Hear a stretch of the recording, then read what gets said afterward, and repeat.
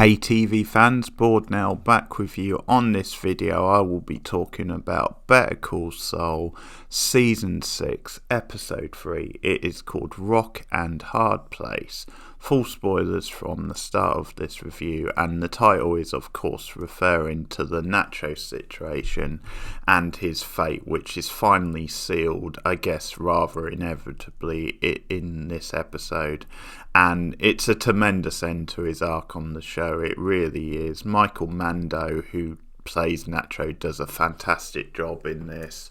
There's a couple of standout scenes for him, and even though in some ways you can maybe see where things are going to go, there's still a lot of suspense, a lot of tension to it. So I'll talk about how he shines in the episode and how it's a fitting sort of send-off for the character, and the way he actually goes out with his head sort of held high, even though he sort of takes his fate, like his options are sort of limited, as the title suggests. So we open with him still being pursued by the brothers, and he gets out of his car. They're sort of in hot pursuit, and he sort of jumps and hides in some sort of an underground type tunnel type thing, and he's down there in the muddy water, and they're looking through. And again, this is all nicely directed, where you see him peeping through the hole looking out, and they're out there, and there's a shot which seems to indicate that one of the brothers might be able to see him back through the hole, but it's just so well directed. And he goes and dives into the water, as I said, and one of them starts looking around, and he's looking down there, but then he gets called away by the other brother for whatever reason. So obviously Nacho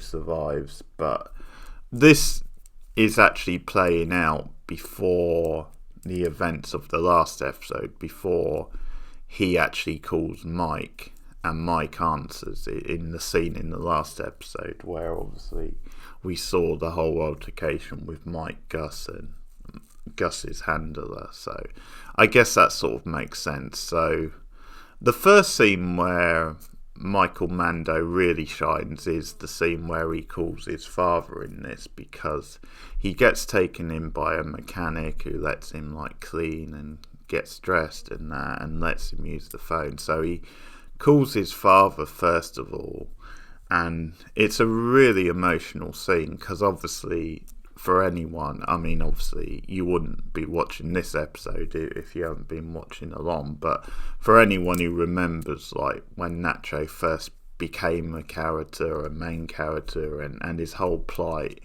you know that he does come from very humble beginnings, from very working class beginnings, and you'll remember some of the history with his father and how tragic it was when Nacho started getting more involved with the cartel, and slowly had his head turned and moved away. And in many ways he was caught between the two sides of things, and that's what we see in this scene, where it's a really tender and sweet scene, because he's really just calling to check in on his father.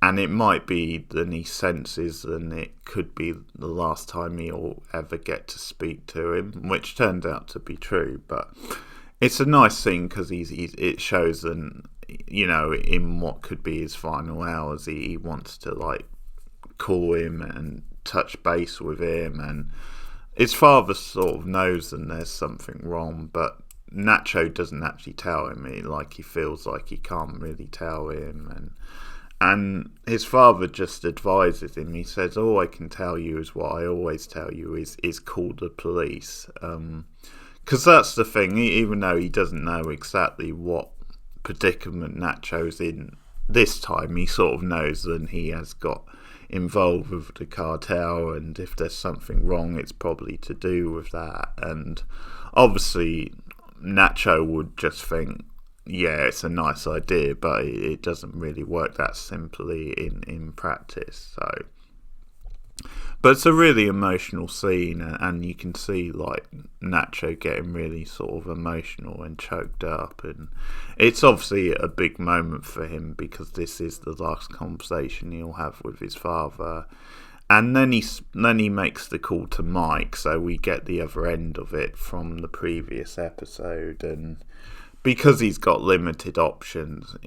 Now he speaks to Gus and he makes it clear to Gus that he knows that he sort of screwed him over, then really he set him up in the hotel in Mexico and just left him there to eventually die. But he says, I will play ball and I'll do whatever you want me to do on one condition, and that's that no harm comes to my father. And Gus kind of says, there's only one person who can guarantee that, and he hands the phone back to Mike.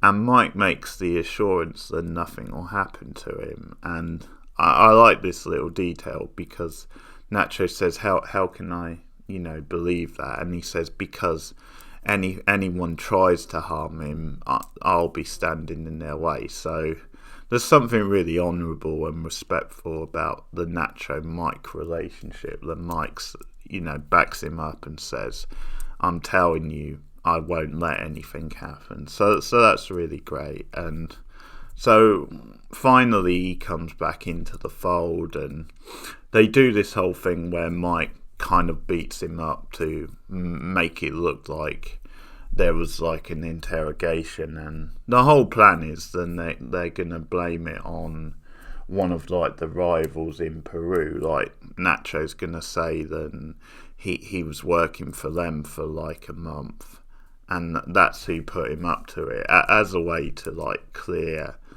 Gus and his side of any sort of wrongdoing in the whole thing. And the plan is that he'll then go after Victor, and that will ultimately lead him to get shot. It does go down that way, but at the same time, there's a lot of tension to it, and the way it plays out at various times, it does make you question if there is going to be a sting in the tail, which there's a little bit one, but it's only in the detail of how Nacho eventually dies. Because Mike insists on going, and he sets himself up on a hill with his gun, which is a familiar sight that we've seen many times by now. But he's there, and it actually crossed my mind then he might double cross Gus. Then there might be a scene where he actually, shoots someone and saves Nacho, and he might double cross. That did cross my mind. Like, I wasn't 100% convinced, but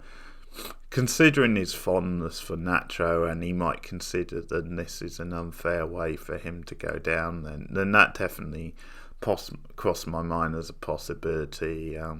In the end, because there's like a pause when they ask Nacho, to explain himself exactly, and in the end he does, say what Gus told him to say, but he says a whole lot more, and it really starts pissing off like Hector, who keeps whacking away intensely on his bell, because he sort of says, because he sort of laughs away the prospect that the chicken man put him up to it, and he says, no, it was me, and I was happy to do it. I'll do it again because I hate the whole lot of you.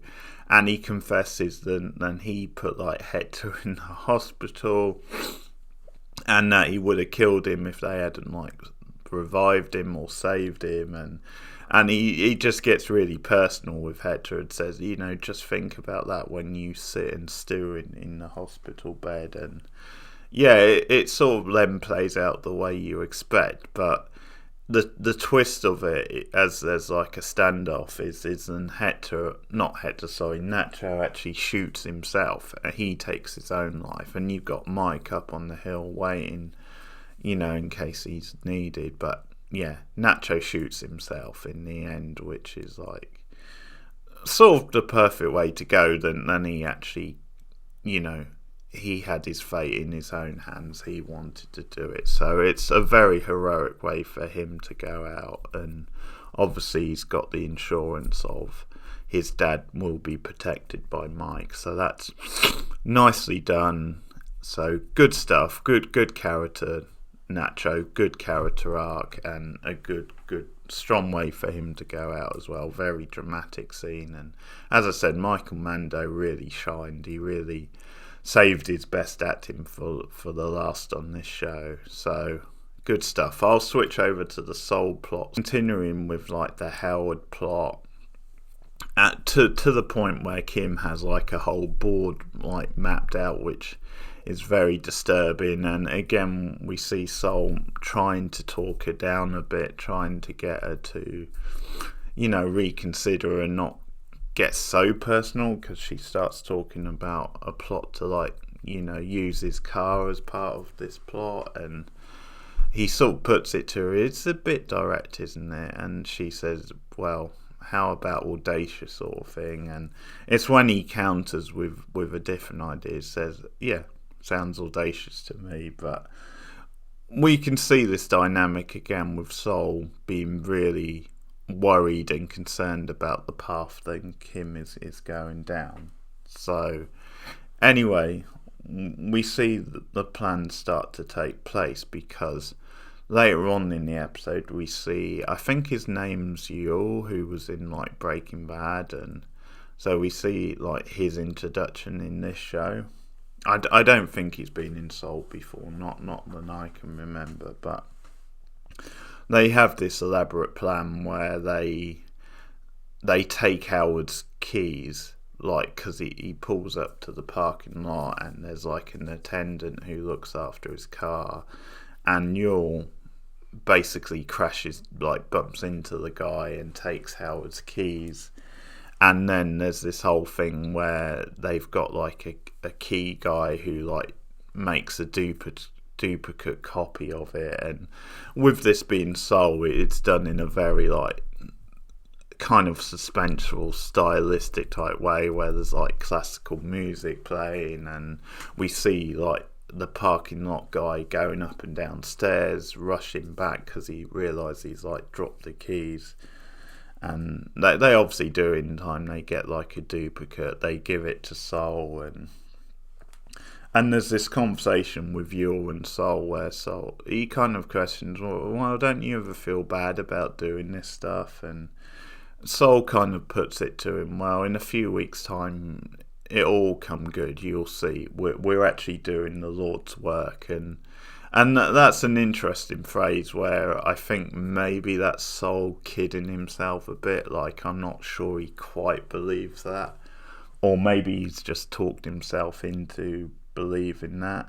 The other big stuff with that plot in this episode, which is obviously eventually going to connect to the other plot, is then this fellow lawyer who has had like history with Saul.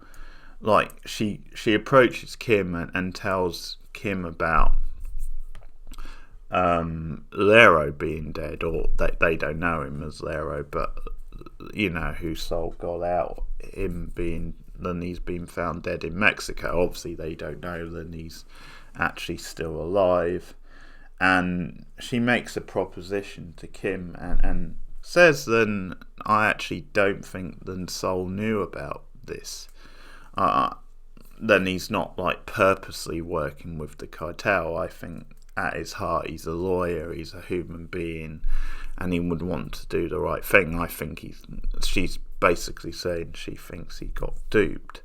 So she wants Kim to go to him and, put this to him and ask him to make a deal. And it's a good scene, because you have Kim actually correcting the woman and saying his name's Saul, not Jimmy, which is a good little touch. But then later on, when Kim goes to Saul and like mentions all this and offers him the deal and to be like an informant, and Saul's like, well, what do you think I should do?